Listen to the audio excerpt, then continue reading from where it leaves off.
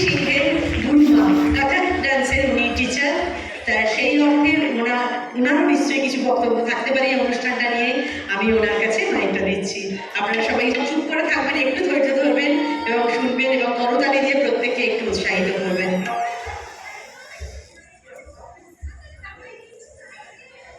কত্থক নৃত্য হচ্ছে ভারতীয় শাস্ত্রীয় নৃত্যের একটি অন্যতম নৃত্য।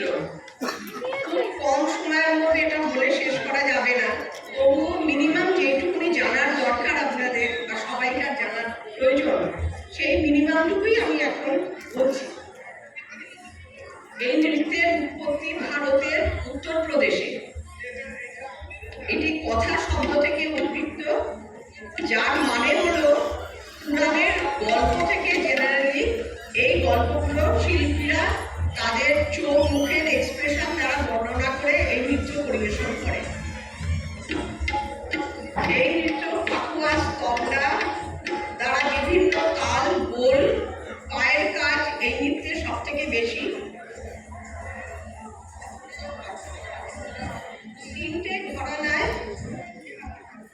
ঘরানা মানে স্টাইল, 3 রকম স্টাইলের এই নৃত্য পরিবেশন আছে। 3টে টাইপ আলাদা আলাদা ঘরানা: লখনৌ ঘরানা, জয়পুর ঘরানা, বেনারস ঘরানা। এবার নানান ঘরানা অনুযায়ী নিজেদের মধ্যে কিছু বৈশিষ্ট্য থাকে, কিছু পার্থক্য থাকে।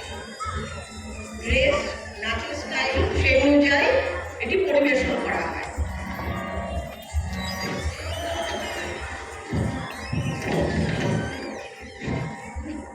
লখনৌ ঘরানায় মূলত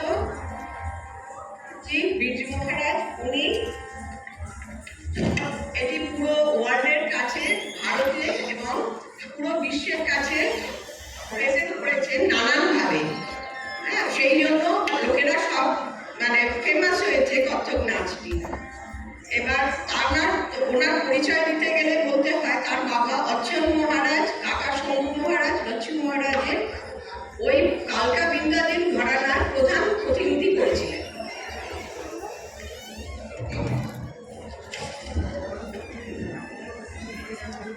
এবার মঞ্চে এবার কিছু কিছু স্টাইল আছে, যেমন হচ্ছে ফুটওয়ার্ক, এক্সপ্রেশন, এবার তাল, লয় এইসব মিলে, যেমন কোড়া, টুকরা, করার এইসব অর্থ করা হয়। দরকার হচ্ছে পুরো ফুটওয়ার্ক। এছাড়া গানভাও, গল্প, এক্সপ্রেশন দিয়ে বোঝানো হয়। আর শেষের পর্বে আছে তারানা। তারানাটা পুরো এক্সপ্রেশন। এই করে আমি এখন মিনিমাম শেষ করছি। আপনারা আসুন দেখুন। ধন্যবাদ। সময়